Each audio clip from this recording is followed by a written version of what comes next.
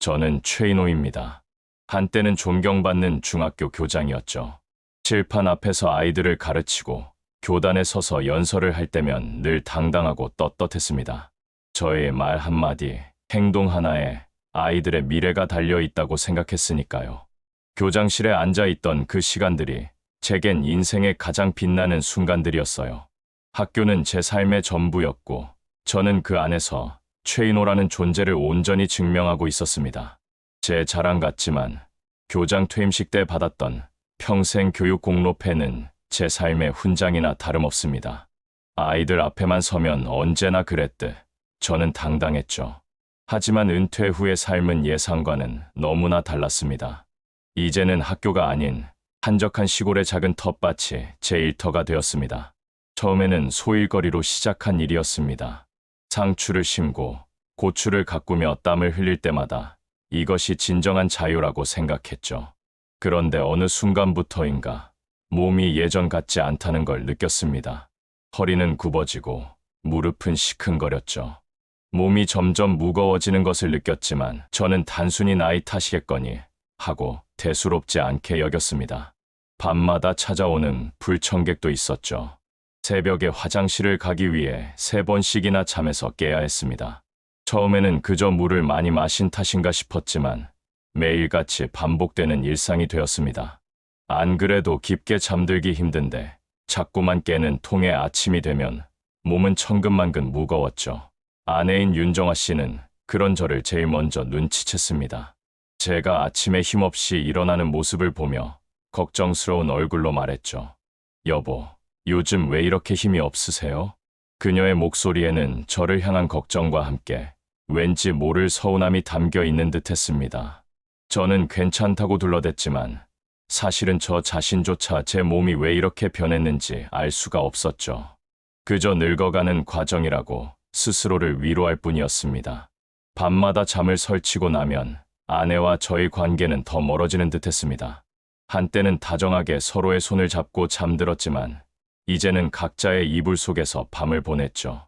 저의 몸은 점점 더 무기력해져만 갔고 부부 생활은 자연스럽게 줄어들었습니다. 저는 이 모든 것이 그저 늙어가는 자연스러운 과정이라고 생각하며 애써 외면했죠. 그러던 어느 날 밤이었습니다. 저는 또다시 화장실을 다녀오기 위해 침대에서 일어났고 그 순간 정화 씨가 잠결에 혼잣말처럼 중얼거렸습니다. 여보, 이젠 당신이 남자가 아닌 것 같아. 그 말은 제 마음에 깊은 상처를 남겼습니다. 겉으로는 티 내지 않았지만 제 자존심은 산산조각 나는 듯했습니다. 평생을 교단에서 존경받는 남자로 살아왔는데 이제는 집에서조차 남자가 아니다라는 말을 듣게 되다니요. 저는 그날 밤 잠 못 이루고 차가운 바닥에 앉아 있었습니다.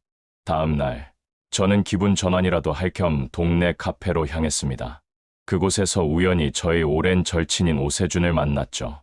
그는 여전히 유머러스하고 활기 넘치는 모습이었습니다. 제가 앉자마자 야, 이노야, 내 얼굴에 왜 봄 기운이 없냐? 혹시 화장실이랑 친구 된 거 아냐? 라며 농담을 던졌죠. 그 말에 저는 뜨끔했지만 애써 웃으며 부정했습니다. 제가 겪고 있는 문제를 남에게 이야기하는 것은 저의 자존심이 허락하지 않았으니까요. 하지만 세준이는 제 표정을 읽었는지 진지한 얼굴로 말했습니다. 이노야, 나도 예전에 그랬어. 밤마다 화장실 들락거리고 왠지 모르게 자신감도 없어지고 말이야.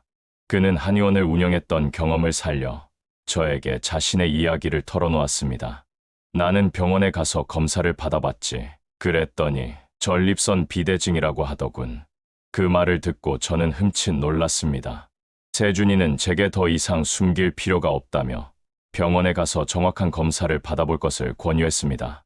세준이의 진심 어린 조언 덕분에 저는 큰 용기를 내어 병원을 찾았습니다. 비뇨기과 전문의인 이지훈 의사 선생님은 저의 이야기를 차분히 들어주셨습니다. 젊은 나이에도 불구하고 따뜻한 태도를 가진 의사 선생님 덕분에 저는 마음을 열고 솔직하게 제 증상들을 이야기했죠. 선생님은 몇 가지 검사를 진행한 후 저에게 충격적인 진단 결과를 알려주셨습니다. 최인호 선생님, 전립선 비대증이 맞습니다. 현재 상태로는 약을 평생 복용하시거나 심해지면 수술을 하셔야 할 수도 있습니다. 저는 그 말을 듣고 망연자실했습니다. 평생 약을 먹어야 한다니, 칼을 대야 한다니. 저는 그 자리에서 주저앉고 싶은 심정이었습니다. 존경받던 교장, 평생 당당하게 살아온 저의 삶이 한순간에 무너지는 것 같았죠. 절망적인 마음으로 병원을 나섰습니다. 집으로 돌아온 저는 아무 말도 없이 침대에 누웠습니다. 제 마음은 마치 거대한 폭풍우를 만난 것처럼 혼란스러웠죠. 정화 씨는 그런 저를 보며 무슨 일이냐고 물었습니다. 저는 힘겹게 병원에서 들었던 이야기를 털어놓았습니다. 여보, 치료받으면 되잖아요. 의사 선생님이 괜찮다고 하셨잖아요. 정화 씨는 저를 다독였지만 저는 그 말이 귀에 들어오지 않았습니다. 난 칼 대는 건 싫어. 평생 아이들 앞에서 당당했는데 이렇게 늙고 병든 모습으로 살아가야 한다니.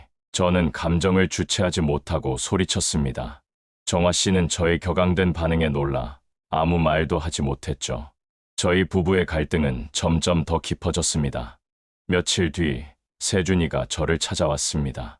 그는 제 우울한 표정을 보며 말없이 제 옆에 앉았습니다.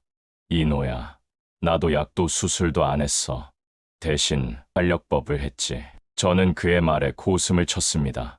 활력법이라니, 그게 대체 뭐냐며 웃어넘기려고 했죠. 하지만 세준이의 얼굴은 그 어느 때보다 진지했습니다.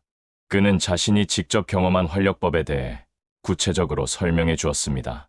매일 아침 일찍 일어나서 가벼운 스트레칭을 하고 꾸준히 걷기 운동을 했어. 식단도 기름진 음식 대신 채소와 과일 위주로 바꿨지. 그는 활력법을 통해 어떻게 자신의 건강과 활력을 되찾았는지, 그리고 다시 남자로서의 자신감을 회복했는지에 대해 이야기해 주었습니다. 남자가 다시 살아난다는 게 뭔지 알겠냐? 그의 마지막 한마디는 제 마음속 깊은 곳을 울렸습니다.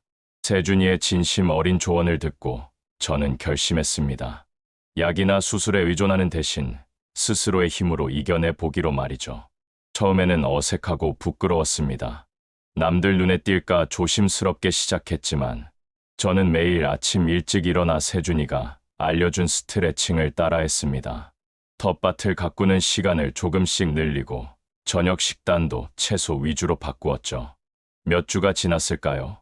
신기하게도 밤에 화장실을 가는 횟수가 한두 번으로 줄었습니다. 아침에 눈을 떴을 때 몸이 훨씬 가벼워진 것을 느꼈습니다. 잊고 지냈던 활력이 조금씩 돌아오는 것을 느꼈습니다. 가장 큰 변화는 아내와의 관계였습니다. 제가 활기찬 모습을 되찾자 정화 씨도 서서히 마음을 열었습니다. 어느 날 저녁, 저는 정화 씨의 손을 잡고 여보, 다시 예전처럼 돌아온 것 같아 라고 말했습니다. 정화 씨는 눈물을 글썽이며 고마워요, 여보, 정말 다시 예전 같아요 라고 대답했습니다. 저의 노력은 저 혼자만의 회복이 아닌 저희 부부의 관계 회복으로 이어졌습니다. 점점 더 활기 넘치는 모습으로 변해가는 저를 보며 마을 사람들도 반가워했습니다. 저는 이제 경로당 모임에서 예전처럼 농담을 던지고 사람들과 스스럼 없이 어울렸죠. 저는 다시 교장 선생님으로서의 위엄을 되찾은 것 같았습니다. 어느 날, 저는 방 한구석에 놓여있던 평생 교육 공로패를 다시 꺼내 보았습니다. 예전에는 이 패를 보며 아이들 앞에서만 당당한 남자라고 생각했는데 이제는 달랐습니다. 나는 아이들 앞에서만 당당한 게 아니었어. 나는 아직도 살아있는 남자야. 제 마음속 깊은 곳에서 울려 퍼지는 목소리였습니다. 저의 삶은 다시 시작되었습니다. 약도 수술도 필요 없었습니다. 부끄러움은 잠시였고 스스로를 믿고 노력하는 자신감은 오래 남았습니다. 저는 지금 이 순간에도 자신 있게 말할 수 있습니다. 여러분도 지금부터 시작하십시오. 당신의 삶은 아직 끝나지 않았습니다. 당신은 아직도 살아있는 남자입니다.